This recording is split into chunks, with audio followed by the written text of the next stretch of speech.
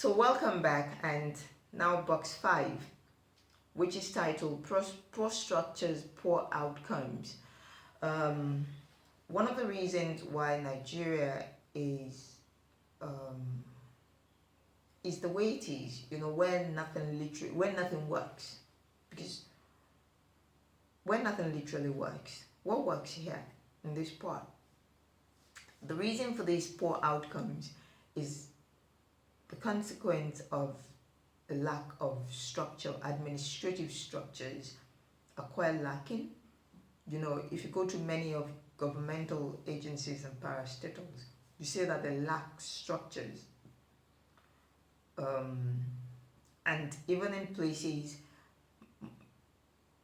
many of the structures, or much of the structures, are manual. And manual structures have immense limitations. And from observation and an understanding of human psyche, how the human mind works, people generally tend to push against things that they believe can take away their jobs. What I'm trying to say essentially is that governmental structures are lacking, and in places where they are available, they are manual.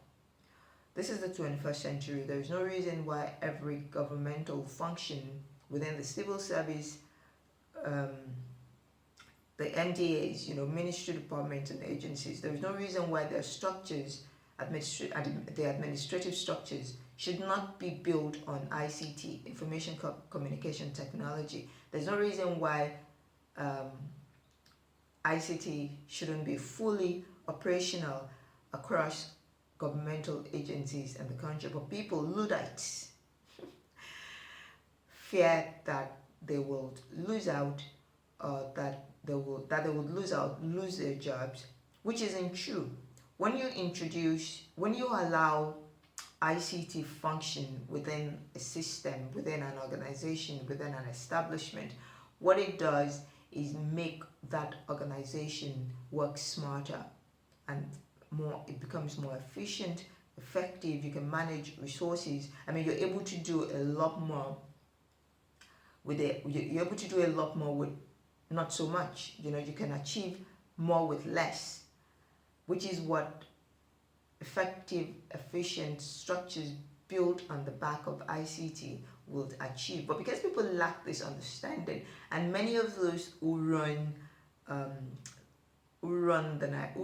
Nigeria and don't have the capacity, don't have the political will. So many of them don't even understand how governance should function, or the primary, even in cases where they know what government should do, many of them don't have the political will and don't even have the expertise or the know-how to actually make these things happen. The primary function of governmental agencies, the civil service, is service delivery. It's hard to deliver service effectively, efficiently, and with minimum resources without ICT in the 21st century. Okay, so that's box 5, poor structures, poor outcomes. When your structures are warped, when your structures are primitive, your outcomes will be primitive and will be poor. Box 6, okay, I already discussed that, unapologetic. So I'm moving to box 7 now, which is overt criticism. I put that in question format, overt criticism, because let's go and read what I did there. That's page 89. What I discussed in page 89 is that I'm aware that there are people who are sympathetic to any government of the day, not because they even benefit from government, because many of those who benefit from nepotism, corruption, cronies of the kleptocratic cabal. We really can't call those who run Nigeria politicians, because what politicians do is vie for self-interest of their constituents and constituencies. V for the interest of the people, of the electorate. What those who run Nigeria, V only for themselves. V for stomach infrastructure. They're not interested in the welfare or the well-being of Nigerians. They're only interested in themselves and in their cronies. So we really can't call them we can't call them politicians, because they're not politicians by the default definition of politicians. These people don't fall in. So I don't like to call them politicians, because they're not. Kleptocrats, certainly. So overt criticism. As a keen observer of people, I'm mindful of government sympathizers. This band of Nigerians are not necessarily government apologists. Rather, they're well-meaning, everyday Nigerians who think government does its best within the framework of resources at its disposal. Many of these people are ignorant. That's why they will think this, And also, religion has helped poison the mind of majority of Africans, because religion, both the holy books, that's the Quran, and the Christian Bible, both project and say that people are to respect authority figures, even if the authority figures are tyrannical and totalitarian. They should be respected and be obeyed, because God has placed them over the people. I think this is an immoral thing, to encourage people to put up with totalitarianism and tyrants as leaders. So that's what I did with box 7, which is overt criticism. I just basically explained to the reader, why it's important to critique government, because constructive criticism is actually like a feedback loop. It feeds back to government and to whoever it is you're criticizing what they need to do better. So that's what I discussed in box 7. So I'll just go back to the box 8 now, and hopefully I can finish this in one video, and I want to do a third part. I'm scrolling to where I have the list of boxes. So box 8 now, creating gainful employment. What I did in that box was to show how gainful employment can be created within government establishments. I mean, the introduction of ICT alone will create highly skilled jobs for many of the young Nigerians who are talented in that field. We have so many youngins in this country who are truly talented in computing, software, technology, hardware. There are so many of them. How to create gainful employment. Imagine, is what I discussed, how to create gainful employment. Imagine every MDA, Ministry, Department and Agency in this country, the civil service, government parastatals, all of them having solid ICT divisions or departments where they employ highly skilled Nigerians. They will be creating thousands of jobs for people in that field. So that's what I discussed in box 8. Box 9 is captioned, "Invest in me, no thanks." And here I was discussing NNPC, because you see, I encourage the listener or the viewer to take a look at the NNPC website.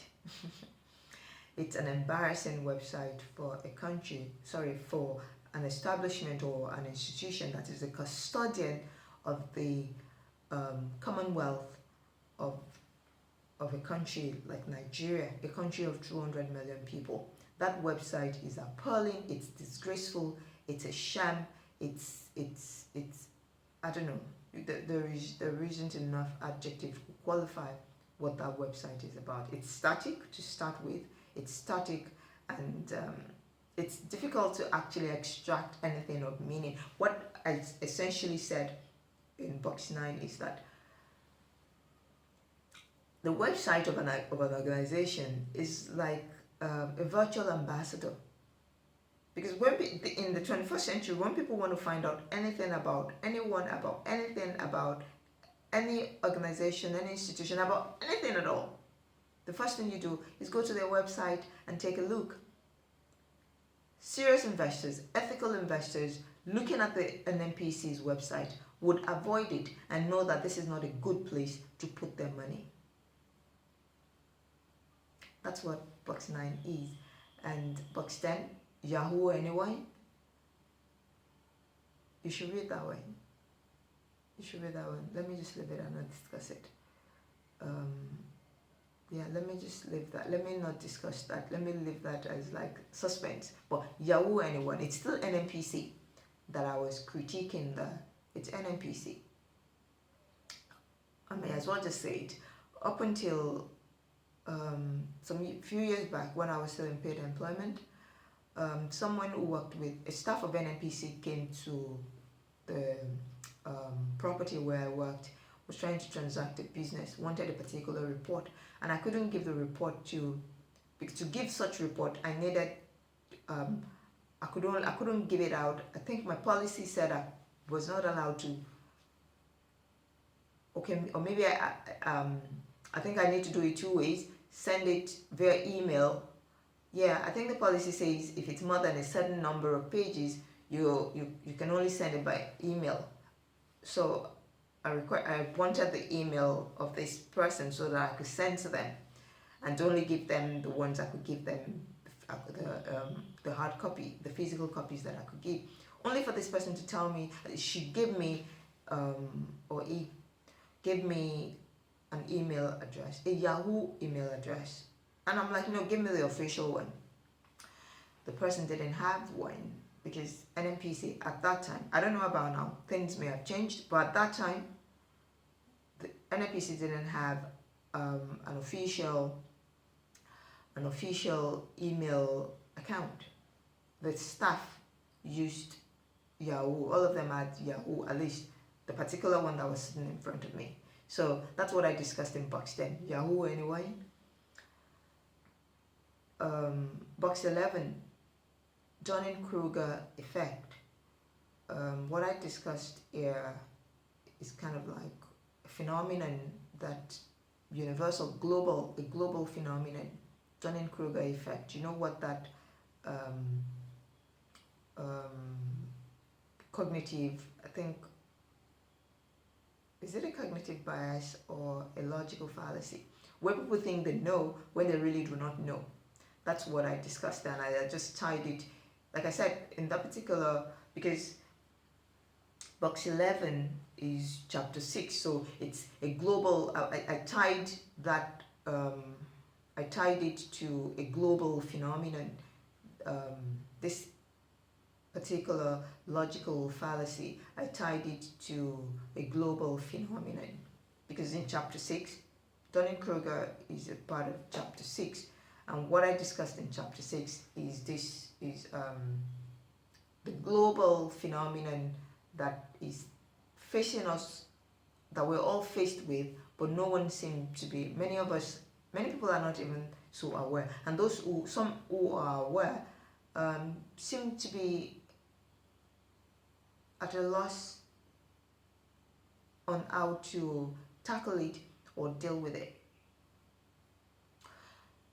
Moving on now to box 12. In box 12, which I titled "The Zeal to Thrive Keeps War Away." I think I'm going to put a stop to this here as well. I've been talking for 14 minutes, and like I said, I don't want this to be longer than 15 minutes, so I'll see you in the final clip.